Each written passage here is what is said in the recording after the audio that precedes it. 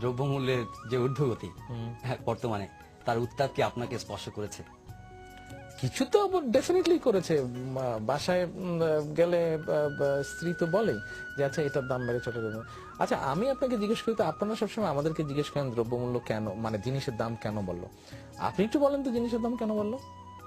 জিনিসের দাম বাড়ছে, নানা কারণ আছে আপনি ইন্টারন্যাশনাল। আপনি আপনি বলেন না। আচ্ছা একজন পলিটিশিয়ান হিসেবে আজকে আমি একজন সাংবাদিকের কাছে জানতে চাই, আপনি বলেন তো জিনিসের দাম কেন বাড়ছে। উৎপাদনের সমস্যা আছে, পরিবহনের সমস্যা আছে, আন্তর্জাতিকভাবে পণ্যের মূল্য বেড়ে যাচ্ছে, ইন্টারন্যাশনাল অয়েল প্রাইস বাড়ছে, নানা কারণ এটার সঙ্গে জড়িত আছে। আর তবে কি কারণ? বাজারজাতকরণের সমস্যা আছে। বাজারজাতকরণের কি সমস্যা আছে?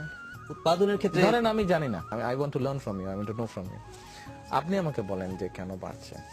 চালের ধরেন চালের কেজি এখন যদি আমি ধরে নিই 19-20 টাকা, এভারেজ চালের কেজি 18 থেকে 20 টাকা যদি ধরে নিই আমি, এটাকে কেন 10 টাকা